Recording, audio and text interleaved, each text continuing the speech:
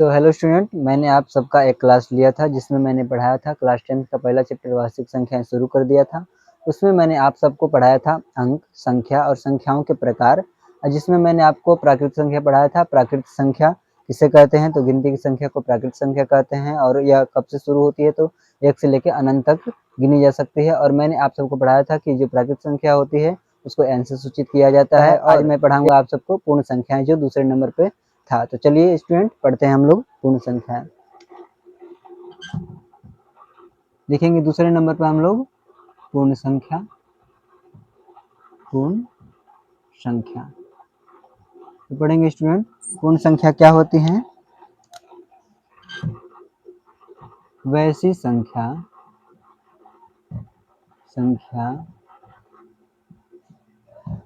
जो शून्य से शुरू होती है, शून्य से शुरू होती है और गिनती के रूप में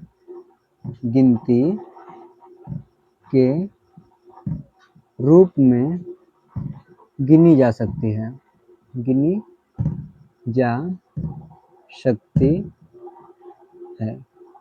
उसे हम लोग क्या कहते हैं? उसे हम लोग पूर्ण संख्या कहते हैं। पूर्ण संख्या को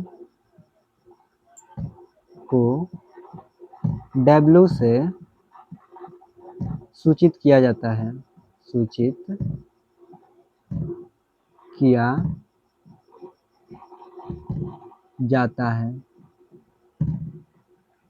इसलिए हम लोग लिख सकते हैं W बराबर क्या हो जाएगा? एग्जाम्पल 0 1 2 3 डॉट डॉट डॉट अनंत तक बढ़ाई जा सकती है। और यहाँ पर मैं स्टूडेंट आप सबसे पूछूंगा कि सबसे छोटी पूर्ण संख्या क्या होती है? तो आप सब बताएंगे 0। लिखेंगे सबसे छोटी पूर्ण संख्या, तो क्या हो जाएगा? 0। अगर आपसे एग्जाम में सवाल पूछ देता है क्या सभी प्राकृत संख्या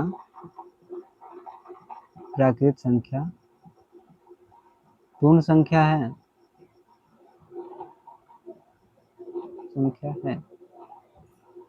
और दूसरा सवाल आपसे पूछेगा क्या सभी पूर्ण संख्या प्राकृत संख्या है? तो यहाँ पर हम लोग देखेंगे स्टूडेंट, हम लोग पढ़े थे प्राकृत संख्या जो संख्याएं 1 से शुरू होती है यानी कि गिनती के रूप में गिनी जा सकती है, वो होती है प्राकृत संख्या। इसमें हम लोग देखेंगे क्या इसमें प्राकृत संख्या है 1 से गिनती गिनी जा सकती है? तो हाँ, तो ऐसा कह सकते हैं कि सभी प्राकृत संख्या एक पूर्ण संख्या होती है। तो क्या प्रश्न पूछा है, क्या सभी प्राकृत संख्या एक पूर्ण संख्या होती है? तो आंसर हम लोग क्या लिखेंगे? हाँ, सभी प्राकृत संख्या एक पूर्ण संख्या होती है। और दूसरा पूछा है क्या सभी पूर्ण संख्या प्राकृत संख्या होती है? नहीं बच्चों, क्योंकि 0 छूट जाएगा, तो इसलिए हम लोग लिखेंगे इसका आंसर क्या होगा? नहीं। खत्म। पूर्ण संख्या हम लोगों ने पढ़ लिया। अब अगला हम लोग पढ़ेंगे पूर्णांक संख्या। लिखेंगे पूर्णांक संख्या। इसका हम लोग परिभाषा देखते हैं स्टूडेंट, क्या होता है? 0 सहित सभी धनात्मक तथा ऋणात्मक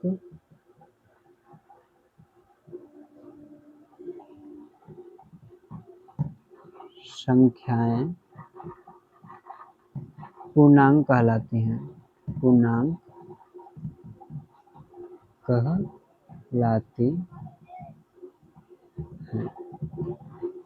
जैसे देखेंगे स्टूडेंट हम लोग, इसमें तीनों संख्याएं शामिल होगी, जैसे कि 0 भी रहेगा, धनात्मक भी रहेगा और ऋणात्मक भी रहेगा। एग्जाम्पल हम लोग लिखते हैं जैसे कि dot dot -3 -2 -1 0 1 2 3 dot dot dot अनंत तक जाएंगी संख्याएं।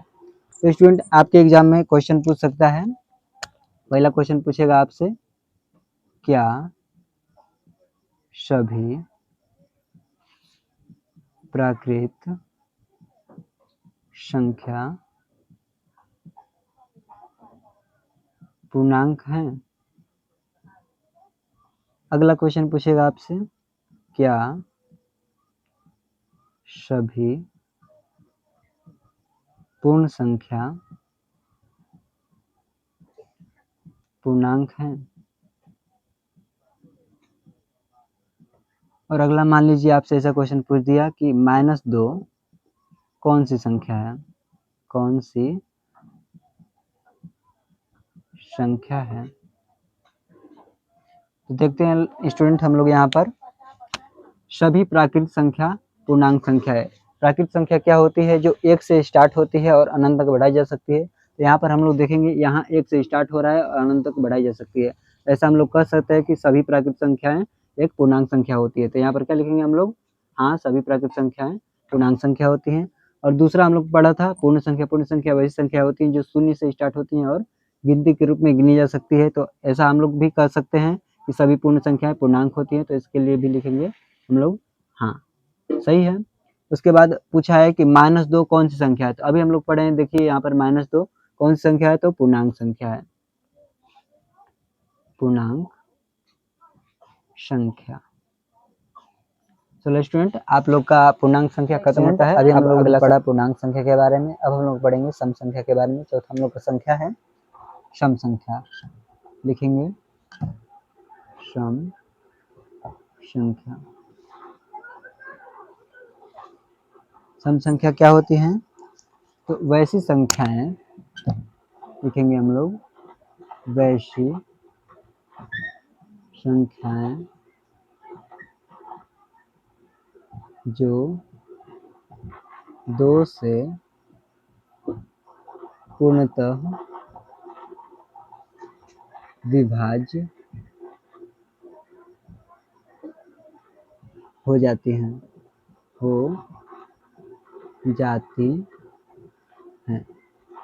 सम संख्या क्या होती हैं? तो वैसी संख्याएं जो 2 से पूर्णतः विभाज्य हो जाती हैं। लिखेंगे जैसे 2 4 6 8 10 12 14 डॉट डॉट डॉट अनंत तक। यहाँ पर बच्चों आप सबसे पूछा जाएगा पहला, सम संख्या का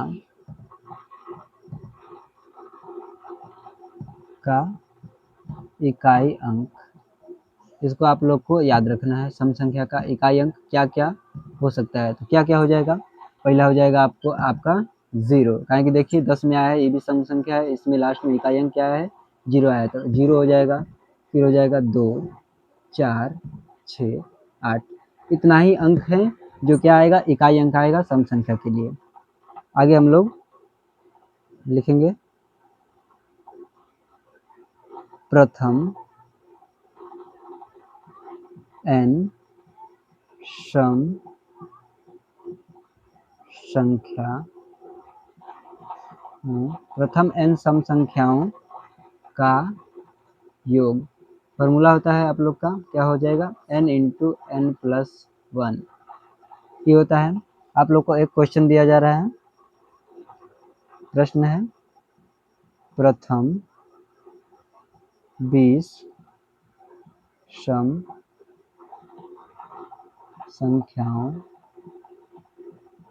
का योग ज्ञात करें। यहाँ पर बोला है प्रथम 20 सम संख्याओं का योग ज्ञात करें।